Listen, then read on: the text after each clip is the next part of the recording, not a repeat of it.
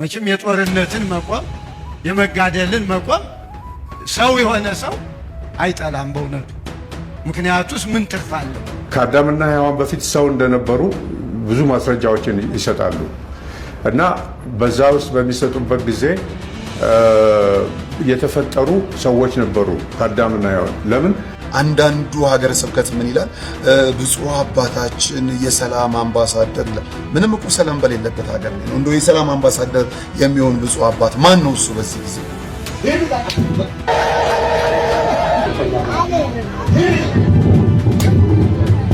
ሂማቲድሮሲስ የሚባል እንትን ነው ኤክስፔሪየንስ ያደረገው ኢየሱስ። ሂማቲድሮሲስ ስትረሱን መቋቋም አልቻለም። ታውቃለህ?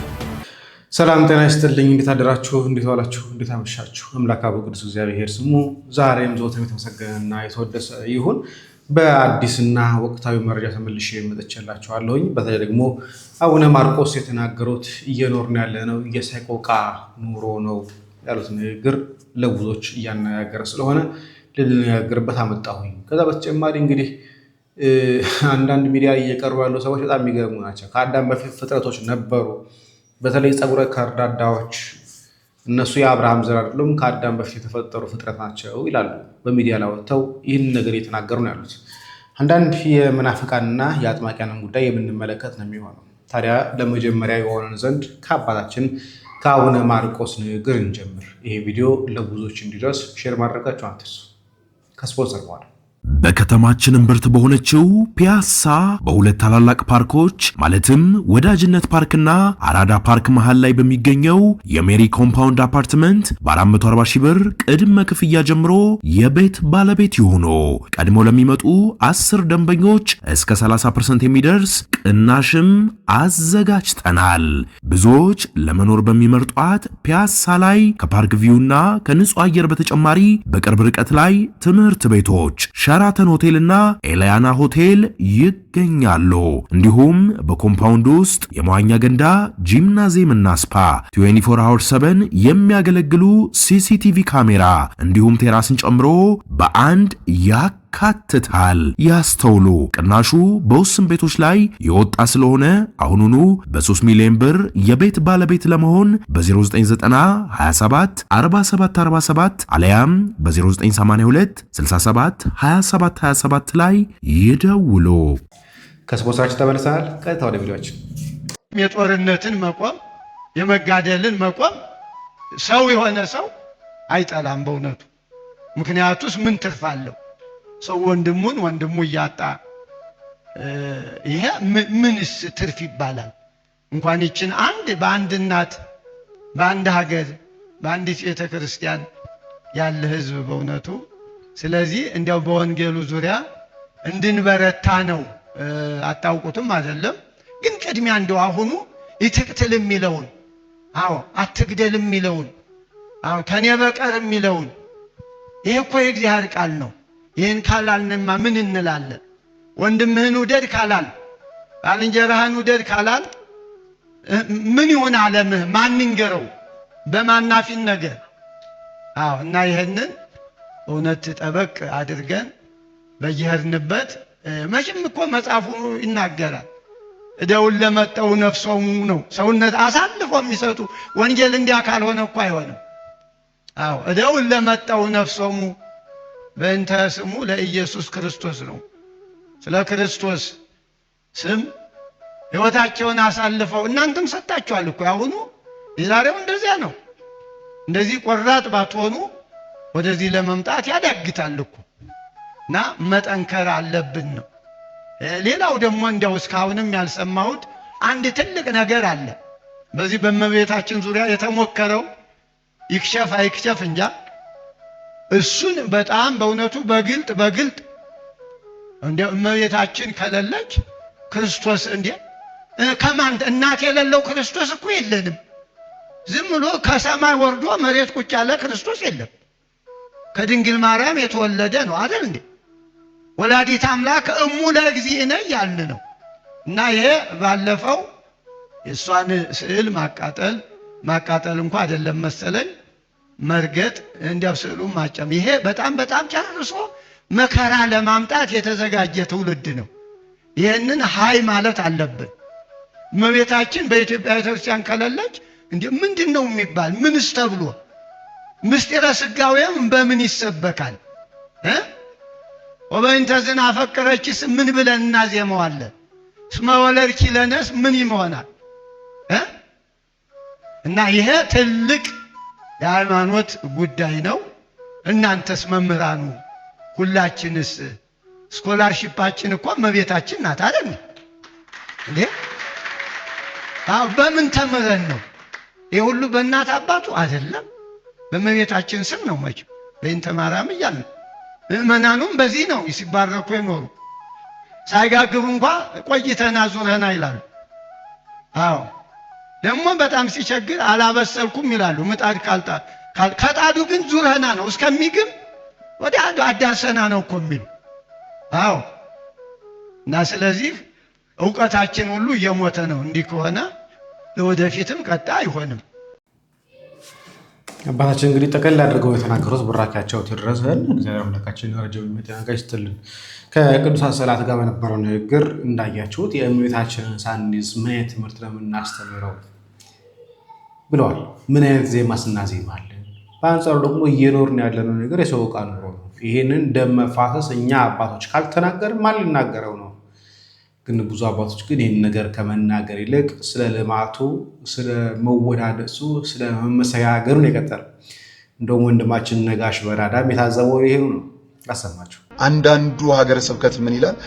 ብፁዕ አባታችን የሰላም አምባሳደር ይላል። ምንም እኮ ሰላም በሌለበት ሀገር ላይ ነው እንደው የሰላም አምባሳደር የሚሆን ብፁዕ አባት ማን ነው እሱ? በዚህ ጊዜ የት ምን ተደርጎ እውነት ሰላም ነን? በጣም በቃ ከዛ ሪፖርቱ ምን ይላል? ብፁዕ አባታችን ብፁዕ አቡነ እገሌ የሰላሙ አምባሳደር፣ የልማቱ ገበሬ፣ የመንጋው ጠባቂ። ኧረ በስመ አብ ምንም አይሉት የለም። ከዛስ ከክልሉ መንግስት ጋር ባላቸው ጥብቅና ግልጥ ቁርኝነት 5 ሽንት ቤቶችን ተገኝተው አስመርቀዋል ይላል። ገንብተዋል እኮ አስመርቀዋል፣ መርቀዋል። ኧረ ተው አንቀላልድ። በዝቋላ የፈሰሰው ደም አይታያችሁ? በአርሲ አካባቢ የሞቱ ክርስቲያን ወንድሞቻችን ትዝ አይሏችሁ? በየቤተ ክርስቲያኑ እየተገደሉ ያሉ ካህናት፣ ምእመናን አንገታቸው ላይ ክር በማሰራቸው ብቻ የሞቱት አይታዩአችሁ? ስለነሱ ሪፖርት ምንም የላችሁ? ደረቅ ጸጥ ዝም ጭጭ። ስንናገር አትናገሩን ትሉናላችሁ። ዝም ስንል እንደው የምንፈልገውን እንኳን አትነግሩንም። ኧረ ተው እየተሸዋወድን እስከ መቼ? ኧረ በመድኃኔዓለም ተው ተው፣ በክርስቶስ ተው፣ አባቶቻችን ተው። እሺ የሀገረ ስብከቶቹን ሪፖርት ሰማን። በቅዱስ ሲኖዶስ ላይስ ምን እንሰማ ይሆን? በጣም የሚያሳዝነው ይሄ ብቻ አይደለም። በነገራችን ላይ በጣም ጅጅጋ ላይ አሁን እየሰማን ነበር። ጅጅጋ ትናንትና ደውሎ ነበር ከጅጅጋ ላይ አንዳንድ አባቶች እኛ ቤተክርስቲያን ቅድስት ኪዳነ ምሕረት ቤተክርስቲያን ላይ በባለፈው በአብዲ ኢሌ ከተቃጠሉት ቤተክርስቲያን መካከል ላይ 2010 ላይ ማለት ነው ደጋቡር በነበርኩበት ሰዓት ላይ የተቃጠሉት ቤተክርስቲያን መካከል ላይ አንደኛ የተቃጠለው ኪዳነ ምሕረት ቤተክርስቲያን ነው። ያ የኪዳነ ምሕረት ቤተክርስቲያን በችኩራ ተሰርቶ ተመርቋል ተብሎ ነበር። ግን ከትንሽ ጊዜ በኋላ ማፍሰስ ጀምሮ ነበር። አሁን ታቦቱ ላይ ዝናብ ይዘንባል፣ ዝናብ ይገባል። እባካቸው አባቶች እያልን መናገር ከጀመርን ቆይተናል። ይህን ነገር ሊሰቡን አልቻሉም። ለብዙ አካላት አድርሰናል። ግን አሁንም ቢሆን ቅድስት ኪዳነ ምሕረት ቤተክርስቲያን ላይ ታቦቱ ላይ ውሃ እየገባ ነው፣ ውሃ እየፈሰሰ ነው ስንላቸው እነሱ የግል ማረፊያቸውን ጭምር ነው እያሰሩት። በ8 ክፍል ባለ 12 ክፍል እያሉ የግል ማረፊያ ነው እያሰራሉት። ተከታታይ 5 ቀን 4 ቀን እንኳን ጅጅጋ ላይ መቀመጥ የማይችሉ ጳጳሳት የግል ቤታቸውን እያሰራሉ። ነገር ግን ታቦቱ ላይ ግን ውሃ ዝናብ እየገባ ነው እያሉ እየነገሩን ያሉት። ታይዶንኬር አያገባቸውም። ጉዳያቸው አይደለም። የብርና የስልጣን ጉዳይ የሙገሳ ጉዳይ ካልሆነ በስተቀር ሌላ ጉዳያቸው አይደለም። ቤተክርስቲያን ላይ የሆነ ያለው ነገር እየተሰራ ያለው ነገር ይመለከተኛል ብሎ እንደ አባት እንደ አንድ ቤተክርስቲያን ሰው ይመለከተኛል ብሎ አይደለም እየሰራሉት። የስልጣን ጉዳይ፣ የሙገሳ ጉዳይ፣ የብር ጉዳይ፣ የዝውውር ጉዳይ ካልሆነ በስተቀር የምእመን ጉዳይ አስጨንቋቸው ያውቃል። እያስጨንቃቸው ማለት ምናልባት የሚያስጨንቃቸው ደግሞ እንዳይናገሩ ተደርጎም ሊሆን ይችላል። ግን እያየነው ያለነው ነገር ምንም የሚያስደስት አይደለም። እውነት ለመናገር ቤተክርስቲያን እንደ ቤተክርስቲያን ህልውናውን እያስቀጠለች ያለች ይሟገሳሉ፣ መኪና ይሽራለማሉ፣ ሞተር ይሽራለማሉ። ታትት በቃ ሚዛናቸው መስፈርታቸው ልማት ነው። ምን ያህሉ ሰው ከእስልምና መጣችሁ፣ ምን ያህሉ ከምንፍቅና መለሳችሁት፣ ምን ያህሉ እንዲቆርብ አደረጋችሁት መስፈርታቸው አይደለም፣ የሚያሸልም አይደለም። እሱ የሚያሸልማቸው እነሱ ቢዝነሱን ከሰሩ፣ ቢዝነሱን ካልሰሩ ምን የሚያሸልም ነገር የለም። ያናድል። በጣም ያበሳጫል። በነገራችን ላይ በሙገሳ ውስጥ፣ በክብር ውስጥ፣ በመከባበር ውስጥ ተከባብሮ ተመዋግሰው መኖር ነው የሚፈልጉት። እንዲህ የሆኑ እስከ መቼ ድረስ ቤተክርስቲያን እናዘልቃታለን? መድኃኔዓለም ክርስቶስ ያውቃል። የኛ ሚዲያ መሰለኝ ይሄ ሚዲያ አላውቅም፣ ተቆርጦ ለቲክቶክ ተደርጎ ተቆርጦ ስለሚመጣ ብዙ ጊዜ ሎጓቸውን አላየውም እና የኛ ሚዲያ ይመስለኛል። አሁን የኛ ሚዲያ ላይ እየቀረበ ሰዎች አንዳንዴ ወይ ሆም ብሎ ለማሳቅ እያቀረባቸው የሚሆነው ወይ ደግሞ እኛን ለማሳቅ ካልሆነ በስተቀር በጣም ገራሚ ሰዎች እየመጡ ያሉት። እስቲ እንስማ። ለምሳሌ አሁን የምዕራብ አፍሪካ ወገኖቻችን ጸጉራቸው በጣም ከርዳዳ ነው፣ ቀረጨጨ ነው። መልካቸውን በጣም ጥቁር ነው። እነዚህ ከአብርሃም ዘር አይመጡም፣ የሉም ከአብርሃም ዘር። አብርሃም ደግሞ ከአዳምና ሔዋን ዘር የመጣ ነው። እኔ እንደገባኝ መጽሐፍ ቅዱስ ላይ እና ሌላም ብዙ ሊቃውንት ጠቢባን የዓለም በሞላ ዙሪያ ያሉ ከአዳምና ሔዋን በፊት ሰው እንደነበሩ ብዙ ማስረጃዎችን ይሰጣሉ እና በዛ ውስጥ በሚሰጡበት ጊዜ የተፈጠሩ ሰዎች ነበሩ ከአዳምና ሔዋን። ለምን አዳምና ሔዋን 7500 ዓመት ወይ ከ8000 አይበልጥም፣ ወይም ግፍ ውሰደው ወደኋላ 10000 አይበልጥም። እነዚህ ለቅስና ኢየሱስ ክርስቶስ ከዚህ ዘር ተወልዶ የሰውን ዘር እንዲያድን ለክህነት ለቅድስና የተዘጋጁ ሰዎች ናቸው። ከተፈጠሩት ሰዎች ማለት የተለዩ ናቸው ነው? የተለዩ ናቸው። በኋላ የመጡ ናቸው። ከአፈር ተበጅቶ ከአፈር ሌሎች ናቸው። የሌላ ወገን ነው። ለምሳሌ አሁን የምዕራብ አፍሪካ ወገኖቻችን ጸጉራቸው በጣም ከርዳዳ ነው፣ ቀረጨጨ ነው። መልካቸውን በጣም ጥቁር ነው። እነዚህ ከአብርሃም ዘር አይመጡም፣ የሉም ከአብርሃም ዘር። አብርሃም ደግሞ ከአዳምና ሔዋን ዘር የመጣ ነው እና እዚህ አይመስሉም በፍጹም። አንድ በል ግን ይሄን ሰፋ አድርገን ስናየው ምንድነው እነዚህን በቃሉ የፈጠራቸው ናቸው። የመጀመሪያዎቹ ሰዎች በምድር ላይ የኖሩ ከአዳምና ሔዋን በፊት የኖሩ እርዝ ኤጅ የሚባል ነገር አለ። የመሬት እድሜ የሚባል ነገር አለ። መጽሐፍ ቅዱስ ላይ መሰረት አለ። መጽሐፍ ቅዱስ ላይ አለ። እኔ እንደማየው አለ። ምን ይላል? መጀመሪያ ይላል ወንድና ሴቶች ብዙ ናቸው እኮ እንደ አዳምና ሔዋን ወይም እንደ አዳም አንድ ብቻ አይደሉም። ሴቶችና ወንዶች አድርጎ ብዙ ፈጠራቸው የሚላቸው አሉ። ተረዳኝ? እና እነዛ ሰዎች እንደዚህ የሚል የለም መጽሐፍ ላይ። ወንድና ሴት አድርጎ ፈጠራቸው፣ ስማቸውም አዳምና ሔዋን አለው ነው የሚለው። ሁለት ሰው ስለሆነ በዎች ነው የሚቀጠለው እንጂ ወንድ እና ሴት አድርጎ ፈጠራቸው፣ ስማቸውንም አዳምን አለው ይላል። ከዛ በኋላ ደግሞ አዳም የዛን ጊዜ ላይ በአንድነት በአንድ አካል ስለነበር ነው ከተወጣች ከአዳም ጎን ከወጣች በኋላ ሔዋን አላት። እሱ አዳም ሆኖ ቀጠለ ነበሩ። ብዙ ተባዙ አላቸው። እነሱንም ሕግ ሰጥቷቸዋል። ለነሱ ገባ የተሰጠ ሕግ አለ። እንደገና ልትመረምረው ትችላለህ። ሄደ መጽሐፍ ቅዱስን ኦሪት ዘፍጥረት ላይ። ከዛ በኋላ ቆይቶ ነው አዳም የመጣው። አዳም ሲመጣ አልፈጠረውም በቃሉ እንደሌላው ሲፈጠር ከመሃባልቦ አላስገኘውም። ከተፈጥሮ ካለ ነገር ቀድሞ ተፈጥሮ ካለ ነገር ማለት ከአፈር ከዛ አንስቶ ራሱ አፈሩን የሰው ቅርጽ እንደ ሐውልት አይነት አድርጎ በድን ነበረ። እፍ ሲልበት በትንፋሹን ሲተነፍስበት የእግዚአብሔር መንፈስ ስለሆነ ነፍስ ዘራበትና ሕያው ሰው ሆነ። ከዛ በኋላ ደግሞ አዳምን ከሱ ላይ ቀንጭቦ ወስዶ ሔዋንን ከሱ ቀንጭቦ ወስዶ ደግሞ ሰራት። እሱ መጀመሪያ ብቻውን ገነት ገብቶ ነበር። በተፈጠረ በ40 ቀኑ ገነት ውስጥ ገብቶ ነበረ እና እሷን ደግሞ ከሱ ጎደን ወስዶ ከፈጠራት ከ80 ቀን በኋላ ነው የገባችው። ወዛ ኤልዳ ውስጥ ነበሩ። ኤልዳ እዚህ ኢትዮጵያ ውስጥ ነው የምለው ቦታ ላይ እዛ ነው የተፈጠሩት። ቅርብም ስለሆነ ለገነት ገነት ኢትዮጵያ ውስጥ ከሆነች በጭቃ የሚሰራበትን በአፈር የሚሰራበትን ቦታ እዛው አይርቅም ማለት ነው። እዛው ዳሞት፣ ጎጃም በዛው አካባቢ ነው ያለው ማለት ነው እና ከዛ አንስቶ እሱ ገባ። አሁን ክርስትና በኦርቶዶክስ እምነት 40 ቀን በ40 ቀን ክርስትና የሚነሳው ወንድ ልጅ አዳም ገነት የገባበትን 40 ቀን ለማክበር ያህል ነው። ሴቷ ደግሞ 80 ሆነው እሷም በ80 ቀን ስለሆነ ገነት የገባችው ያንን በማስታወስ ነው።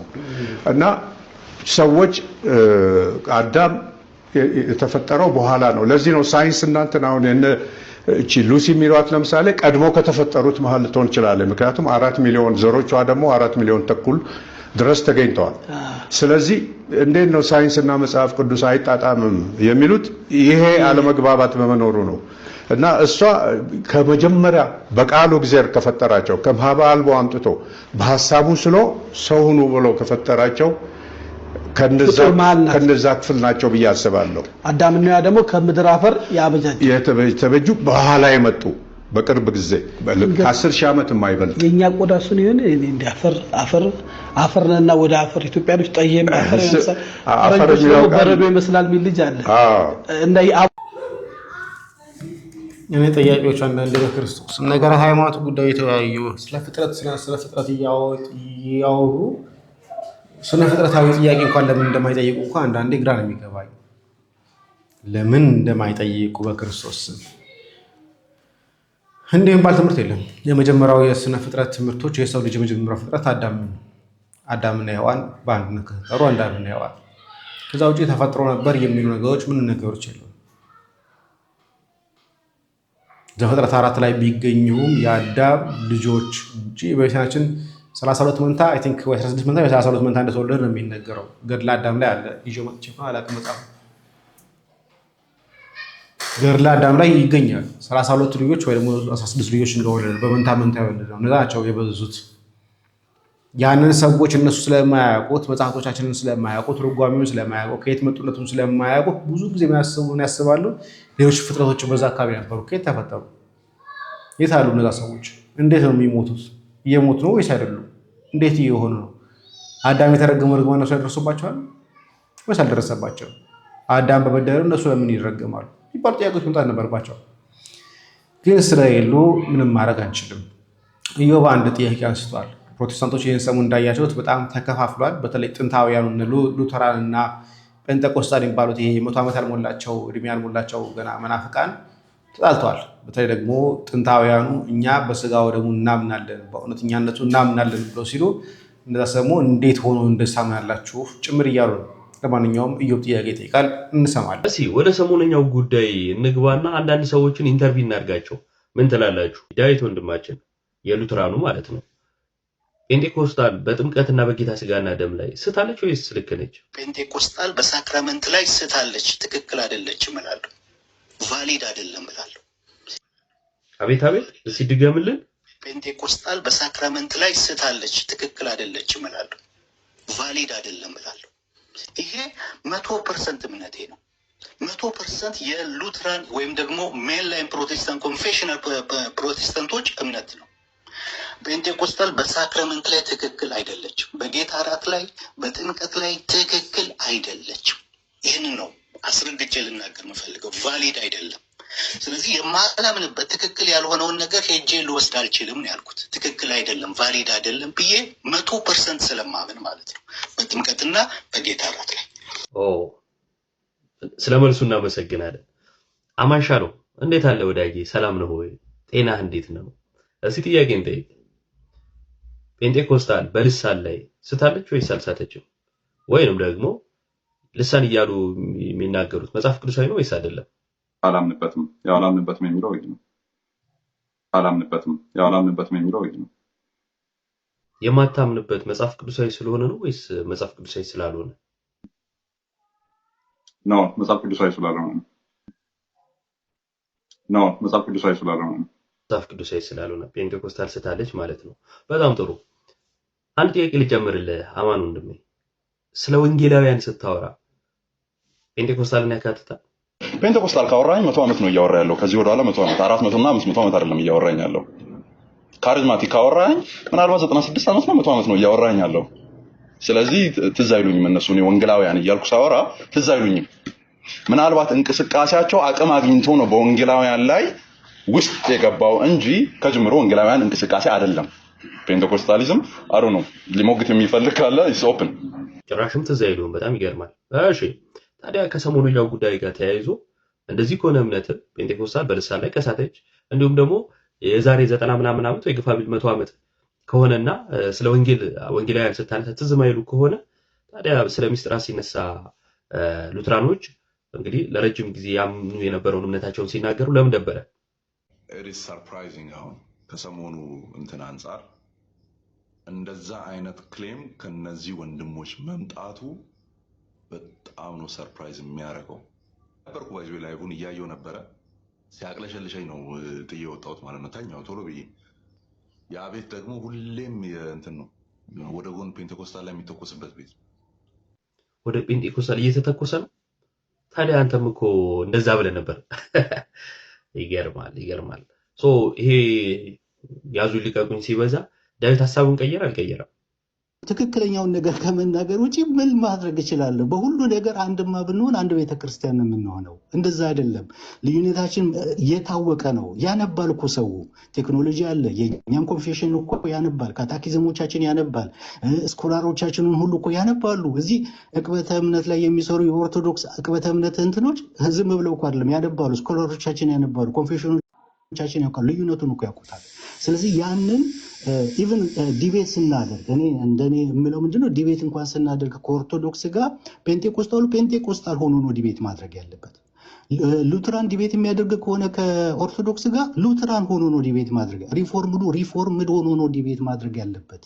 የግድ ለምንድን ነው የምንጋጋጠው? አንድንን እያልን ለምንድን ነው እንደዚህ የምንለፋው የምንጣጣራው? ለምን ጨፍልቀን አንድ ብቻ ለማድረግ ለምን እንጥራለን ነው። አሁን የኛ እንትን ምንድን ነው? መጨፍለቅ የለብንም። የራሳችን አይደንቲቲ አለን ነው። በቃ ይሄ ነው። ገብቷችኋል? እኛ ገብቶናል። አትጨፍለቁ ወይንም ደግሞ እየመጣችሁ ምን አትበሉን። የተለያየን እንደሆነ አይነት ኢሜጅ ለማሳየት ምናምን የሚሄድበት መንገድ አለና which is childish ነው የመጨረሻ። አትበሉ። በቃ የተለያያችሁ ናችሁ። የተለያየን አታስመስሉ ሳይሆን የተለያያችሁ መሆናችሁ ልታውቁ ይገባል ማለት ነው። ፕሮቴስታንት አሁን ትልቁ ችግር ምንድነው? በተቃውሞ መከፋፈል ነው። በዓለም ዙሪያ ወደ 4000 ዲኖሚኔሽን ነው ያለው። ዶክተር አብይ ቤተመንግስት ራሱ ሰብስቦን ሲያናግረን የቱ ጋር እናገኛችሁ እናንተ ሺህ ቦታ ነው ያላችሁ ነው ያለው። ትንሽ ነገር በቃ ማይለያይ ጥምቀት ውሃ ውስጥ ነከርክ አፈሰስክበት በሚል ይጣላና እኔ ሌላ ቸርች ከፍቻለሁ ይላል። ምን እያልን ነው? እንዳጠቃላይ ፕሮቴስታንቲዝም አንድ ስብስብ አንድ እምነት አይደለም፣ የእምነቶች ስብስብ ነው። የእምነቶች ስብስብ ከሆነ ደግሞ በመንፈስ ቅዱስ እየተመራ ነው ማለት አይቻልም።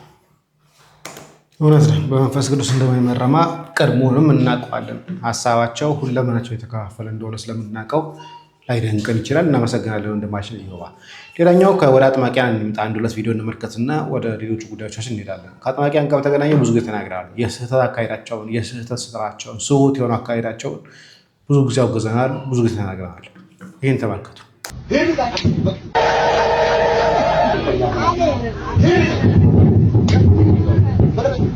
ይህንን ቪዲዮ ሼር ማድረጋችሁ ምናልባት አንድ የተጨነቀን ሰው ከእንደዚህ አይነት አጭበርባሪዎች ልንታደገው ስለምንችል ቪዲዮን በደንብ ላይክ በደንብም ደግሞ ኮፒ ሊንክ ሪፖስት ማድረግ አትርሱ። በዚህ ቪዲዮ ማስተላለፍ መንገር የምፈልገው የኢትዮጵያ ኦርቶዶክስ ተዋሕዶ ቤተክርስቲያን ለሁሉ ነገር ስርዓት ያላት ስንዱ እመቤት ናት። አንድ ሰው በኢትዮጵያ ኦርቶዶክስ ተዋሕዶ ቤተክርስቲያን ውስጥ ለማጥመቅ የግድ ካህን መሆን አለበት። ዲያቆን ማጥመቅ አይችልም። ከዛ በታችን ባለ የማዕረግ ላይ የሚገኙ ማንኛውም አካል መምህር ነኝ እንትን ነኝ በማለት ማጥመቅ አይችልም። ታዲያ ቤተክርስቲያኒቷ ትምህርት እንደዚህ አይነት ሆኖ ሳለ ግን በጣም በሚገርም ሁኔታ አሁን በተለያየ ቦታዎች ላይ ራሳቸውን አጥማቂ አድርገው የሾሙ ምዕመኑን እንደዚህ የሚደበድቡ ከክህነቱ የሌሉበት ስርዓቱን የማያውቁ ገንዘብን መሰብሰብ ብቻ ታርጌት አድርገው የመጡ ሐሳውያን ብዙ ናቸው።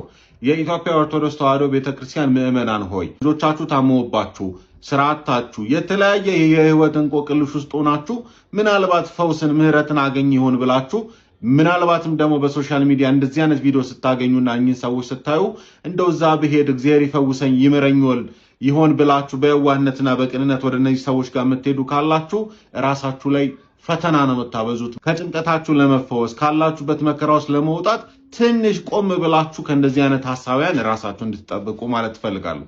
የግል አጥማቂዎች ማለት ለዘላለም የነሱ ተከታይ ሆነ እንድትኖር ነው የሚያደርገው። አስረው ነው የሚይዙ።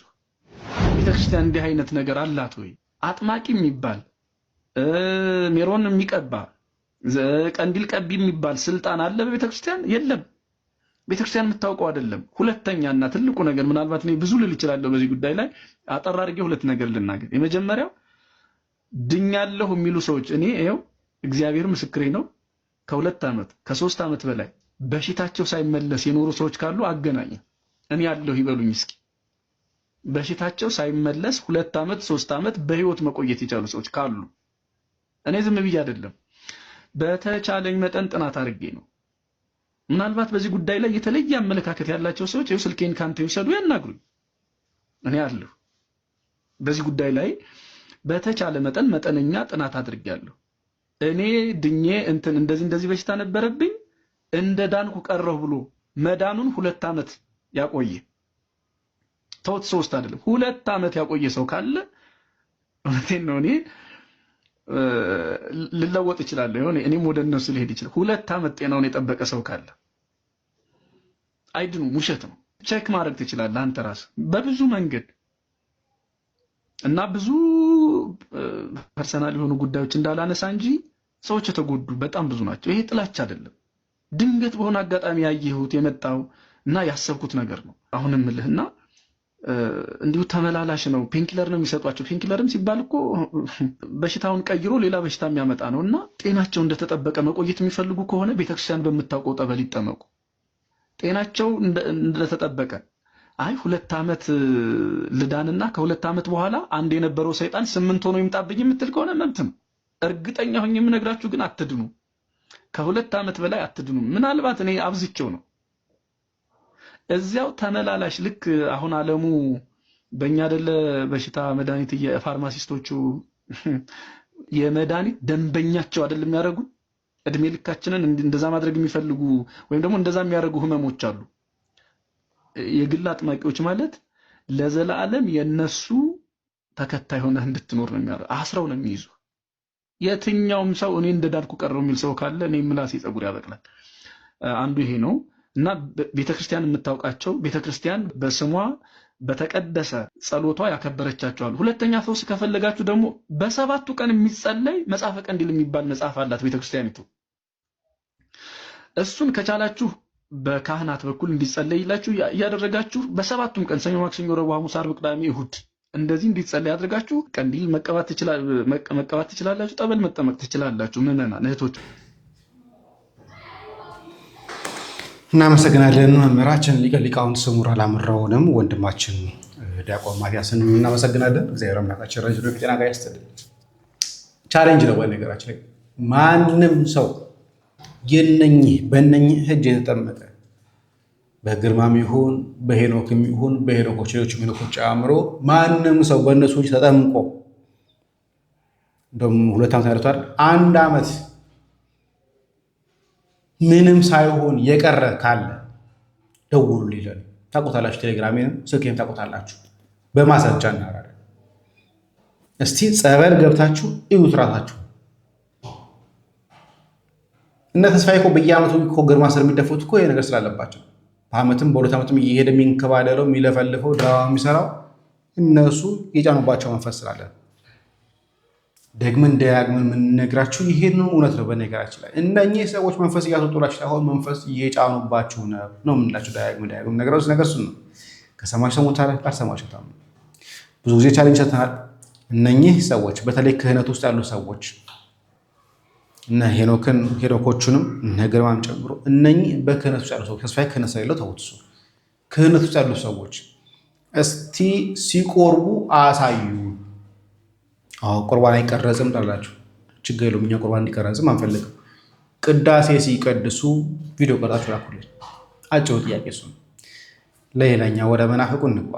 ይህ መናፍቅ እንግዲህ እናውቀዋለን። ብዙ ምንፍቅናዎች ሲናገር ሰምተናል። ከዚህ በፊትም አቀርበናል። ከዚህ በፊትም ተችተናል። አሁን ደግሞ ወንድማችን እየው ደግሞ ይህን ሀሳብ ይተቸዋል። እንስማ። እየጮኸ ነፍሴ እስከ ሞት ተጨንቃለች፣ አብረን እንጸልይ ብሏቸው ሄዶ ተንበረከከና በግንባሩ ተደፋ። ከአቅም በላይ ነው። አባት ሆይ አለው፣ አንተ ነህ ከዚህ ሰዓት የምታድነኝ፣ የለም ሌላ፣ አንተ ነህ አዳኝ። ወደ ተጸልያለሁ። በግንባሩ መሬት ላይ ተደፋ። ሊትራሊ ኢየሱስ ደም አንጠባጥቧል። ይህንን የጻፈልን ሉቃስ ነው። ሉቃስ ደግሞ ዶክተር ስለሆነ ሂማቲድሮሲስ የሚባል እንትን ነው ኤክስፔሪየንስ ያደረገው ኢየሱስ። ሂማቲድሮሲስ ስትረሱን መቋቋም አልቻለም። ታውቃለህ? እንግዲህ እንደሰማችሁት ነው። እኔ ሁልጊዜ እንደምለው ኦርቶዶክሳዊት ቤተክርስቲያን ባትኖር ኖሮ ምን ይውጠን ነበር እላለሁ። ምክንያቱም ለገዛ ፈቃዳችን መጽሐፍ ቅዱስን እንደፈለግን በጥራዝ ነጠቅነት እንዳንተረጉም ስለምትጠብቅ መጽሐፍ ቅዱስ ከነክብሩ እንዲጠበቅ ያደረገች ኦርቶዶክሳዊት ቤተክርስቲያን ናትና ደጋግሜ እንዳመሰግናት የሚያደርገኝ እንዲህ ያሉ የገዛ የፈቃድ የሐሰት ትምህርቶችን ስሰማ ነው። ፓስተሩ ለተማሪዎቹ እያስተማራቸው ያለው ዕብራውያን መልእክት ምዕራፍ 5 ከቁጥር 7 ላይ ያለውን ቅዱስ ጳውሎስ የጻፈው ንባብ በገዛ ፈቃዱ ተርጉሞ ነው እየነገራቸው ያለው። ምን ይላል ግን መጽሐፍ ቅዱስ? መጀመሪያ ላንብብላችሁ። እርሱም በስጋ ወራት ጌታችን ኢየሱስ ክርስቶስን ነው ከሞት ሊያድነው ወደሚችል ከብርቱ ጩኸትና ከንባ ጋር ጸሎትና ምልጃን አቀረበ፣ እግዚአብሔርንም ስለመፍራቱ ተሰማለት ይላልና ቀጥታ ያንን ወስዶ ኢየሱስ ጮኸ፣ ለመነ፣ ጸለየ ይላል። ስለዚህ ያ ልመናና ያ ጸሎት ደግሞ ከሞት እግዚአብሔር እንዲያድነው ነው። ስለዚህ አብ እንዲያድነው ኢየሱስ ለምኗል የሚል እንዲሁ እንደወረደ ለተማሪዎቹ ተርጉሞ የስህተት ትምህርትን እያስተማራቸው ነው። ሲጀመር ክርስቶስ አሁን እየለመነ ያለው ልመና ሞትን ፈርቶ ከሆነ 1 3 4 ጥያቄዎችን እናንሳ። አንደኛ ወደ ማብራሪያው ከመግባቴ በፊት ከታች ምን ይላል? እውነት ክርስቶስ እየለመነ ያለው ከሞት ለመዳን ከሆነ ፍርሃት ከሆነ ከታች ምን ይላል? ከንባና ጸሎት ጋር ምልጃን አቀረበልና እግዚአብሔርንም ስለመፍራቱ ተሰማለት ይላል።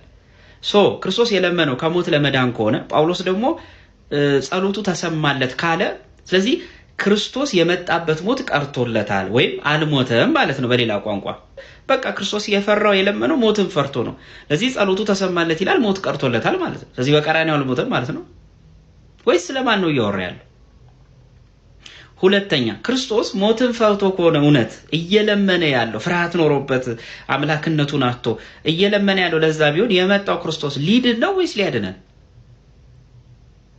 ፍርሃታችንን ሊያስወግድ ነው ወይስ መጀመሪያ የራሱን ፍርሃት አስወግዶ ራሱ ድኖ ሊያድነን የመጣው ማለት ነው? ይሄ ደግሞ ሌላ ስህተት ሊፈጥርብን ነው።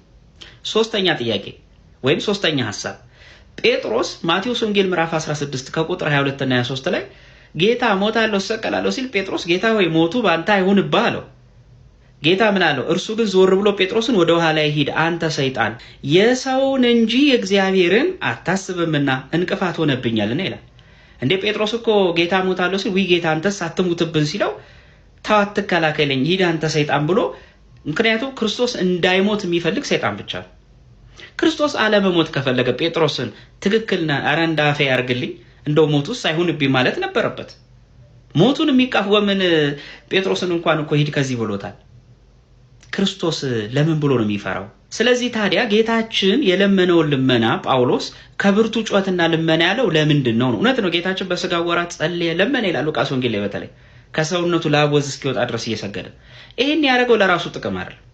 ዮሐንስ አፈወርቅ እንደውም ይሄንን የዕብራውያንን ሲተረጉም ክርስቶስ የለመነውን ልመና ለራሱ ጥቅም ሲሆን ለምዕመናን ጥቅም ነው። የሆነ መለመን የሚገባው ትውልድ ነበር በብሉይ ኪዳን ለምኖ ፍርድ ያጣ። ክርስቶስ ሲመጣ ግን ፈርዶለታል። የአባቶቹን ልመና አድርጎ ሲቆጥር ላለፉት ለምንመጣው ደግሞ ላለፉት አባቶች የእነሱን ጩኸት አድርጎ ወደ አባቱ ወደ ራሱና ወደ መንፈስ ቅዱስ ልመናውን ልመና አድርጎ መለመኑ ተጽፎልናል። ይሄ ማለት ደግሞ ለምሳሌ አብርሃም ለንጉሱ ለምኖ እንዳዳነው በጸሎት ኢዮብ ለጓደኞች ለምኖ እንዳላለው የለመነው ግን አንኳኩቶ እንዲከፈትለት አብ ጋር የይለፍ ጥያቄ እሱ አቅቶት አብን የይሁን ጥያቄ ለማግኘት አይደለም፣ የመጠይቅ ጸሎት አይደለም ያደርገው። በፈቃዱ ወደ ራሱ ወደ አባቱ ወደ መንፈስ ቅዱስ የለመነው ልመና ሲጀመር ከኢየሱስ ወደ አብ ብቻ የሚደረግ መደባዊ የልመና ስርዓት የለም፣ አድርጎም አያውቅም ክርስቶስ። ምናልባት በመጽሐፍ ቅዱስ ወደ አባቱ ለመነ ሲል ከአባቱ ጋር ስላለው ህብረት የሱ ፈቃድ የአባቱ ፈቃድ እንደሆነ የሱ ሰው ሆኖ መምጣት የአባቱን ፈቃድ መሆኑን ለማመልከት፣ በሌላ በኩል ደግሞ እሱ ጸሎት ተቀባይ ሆኖ ታዩታላችሁ። ጌታ ሲጀመር እንኳን ሞትን ፈርቶ ሊለምን የሞተው በፈቃዱ ነው። የሞተው በፈቃዱ ነው። የተነሳው በፈቃዱ ነው። ለምሳሌ ዮሐንስ ወንጌል ምዕራፍ 10 ቁጥር 17 ላይ ነፍሴን ደግሞ ለአነሳት ዘንድ አኖራለሁና ስለዚህ አብ ይወደኛል፣ እኔ በፈቃዴ አኖራታለሁ አለ ነፍሱን እንጂ ከኔ ማንም አይወስዳትም። ላኖራት ስልጣን አለኝ፣ ደግሞ ላነሳት ስልጣን አለኝ ራሱ። ሌላው ደግሞ ላሳያችሁ ዮሐንስ ወንጌል ምዕራፍ 2 ቁጥር 19 ላይ ጌታ ምን አለ? ይህም ቤተ መቅደስ አፍርሱት በሶስተኛውም ቀን አነሳዋለሁ አለ። እያወራ ያለው ስለ ሶሎሞን ቤተ መቅደስ መስሏቸው ስለነበር ዮሐንስ ዝቅ ብሎ ምን አለ? ጌታ ይሄን ያለው ስለ ሶሎሞን ቤተ መቅደስ ይኸው ስለ ገዛ ፈቃዱ ስጋ ሆኗል። አልዓዛርን ከሞት አስነስቷል። ደጅ ጠንቶ አይደለም አልዓዛርን ከሞት ያስነሳ።